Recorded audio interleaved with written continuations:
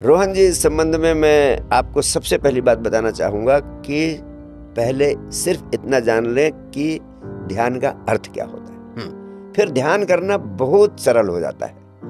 ध्यान का अर्थ किसी देवी देवता या गुरु के चित्र पर चेतना को केंद्रित करना ध्यान नहीं है। ध्यान का अर्थ है ध्यानम निर्विषयो मनः। It is being in a state of contentless consciousness.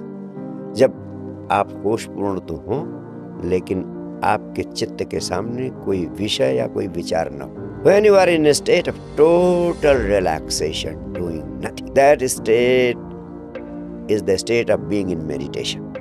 Right. जब आप समग्र विश्राम की अवस्था में हो, ना तो शरीर से कुछ कर रहे हैं, ना ही मन से कुछ कर रहे हैं, उस अवस्था में होना ही ध्यान में होना। तो you just sit down, close your eyes and keep only one aim, that you are doing nothing, either physically or mentally. That state of doing nothing is the state of being in meditation.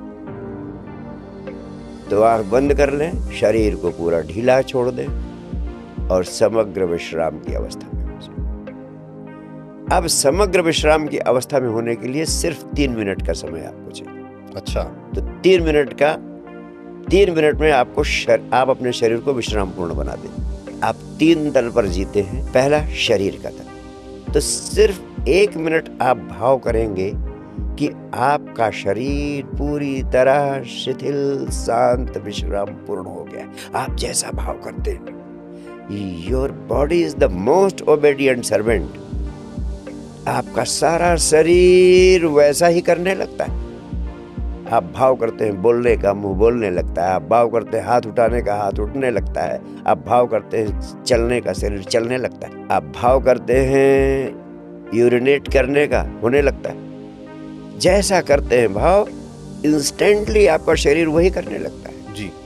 तो 1 minute आप भाव करेंगे कि अब मेरा शरीर पूरी तरह शिथिल, शांत, विश्राम पूर्ण होता जा रहा है। और 1 मिनट के भीतर आप पाएंगे कि अब आपका शरीर पूरी तरह शिथिल, शांत, विश्राम पूर्ण हो गया है।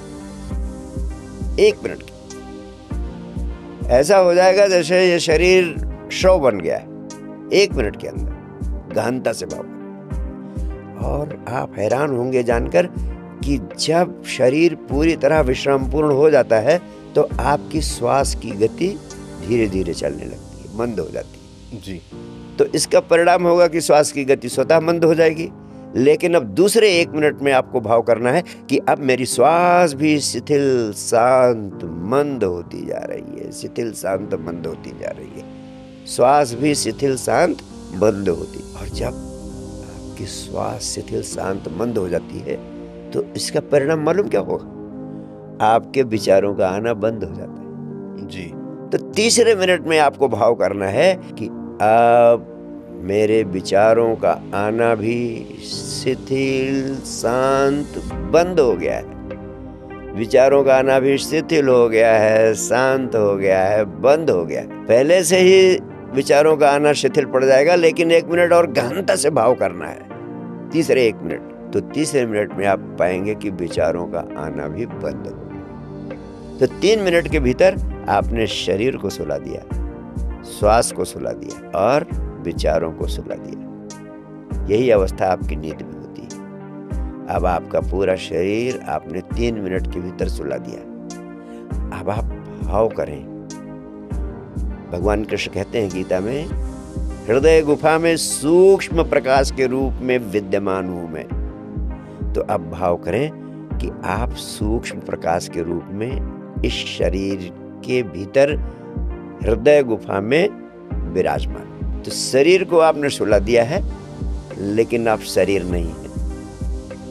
आप इस शरीर के भीतर हृदय गुफा में सूक्ष्म प्रकाश के रूप में विराजमान है और इस शरीर को सोता हुआ देख रहे हैं। इसी को कहते हैं साक्षी भाव से शरीर को सोता हुआ देखते रहे। और आप जागे हुए हैं, शरीर सो रहा है। यही ध्यान की अवस्था जी। आप जागे हुए हैं और शरीर सो रहा है। नींद में क्या होता है? नींद में शरीर सो रहा होता है आप मूर्छा में होते हैं, बेहोश होते हैं। ध्यान में इतना ही अंतर है कि शरीर तो सोता है लेकिन आप जागे नहीं। आप जागे हुए हैं और चारों तरफ होशपूर्ण हैं। अगर कोई ध्वनि नहीं होती है तो उस सन्नाटे को सुन रहे हैं, जो साइलेंस का, मौन का सन्नाटा।